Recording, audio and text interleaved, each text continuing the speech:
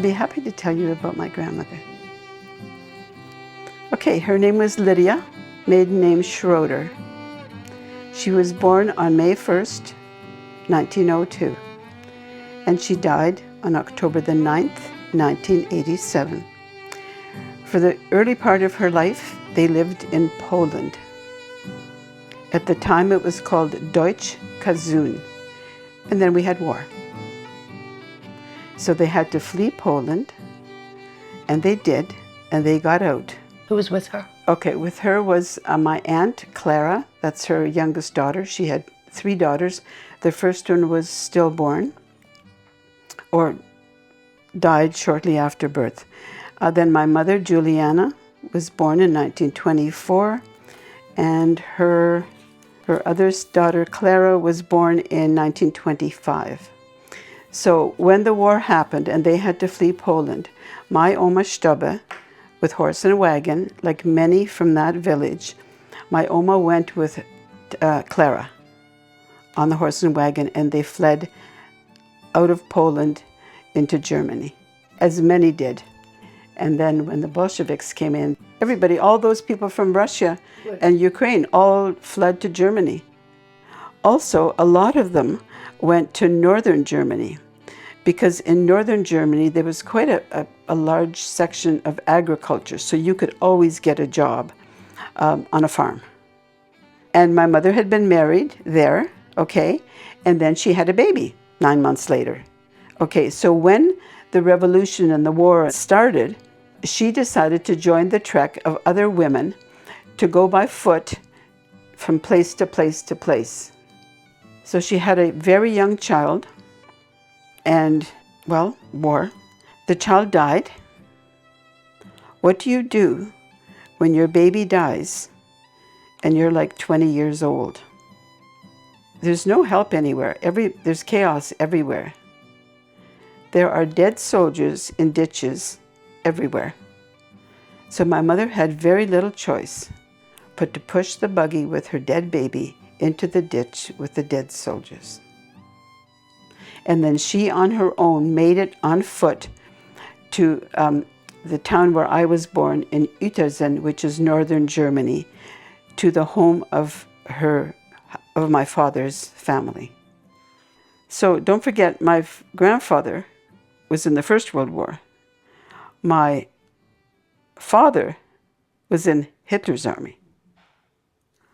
So in the First World War, I think it was more difficult, but I also think it was less brutal. They came to Canada in 1948. She was 46 years old.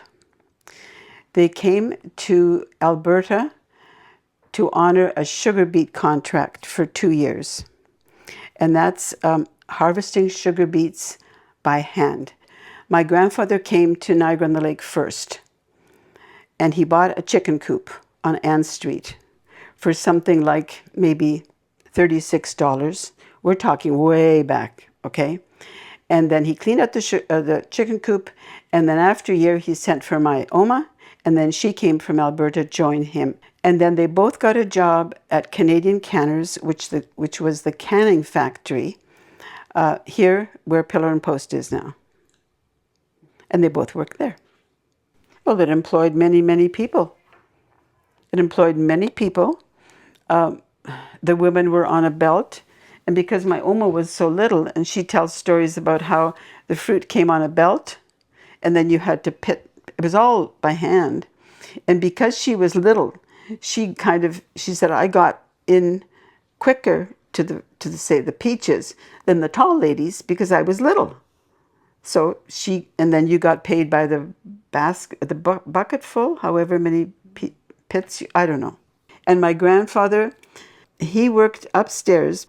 Now, we were living with them at this time. That's why I know this, because my father died in 1955. So my Opa was upstairs and made the syrup that went into the fruit. And he had to carry the sugar bags on his back up the stairs.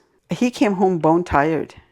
And I remember him sitting on the back porch. By this time, they had enlarged the home and all that, because Mom and my brother and I were living there.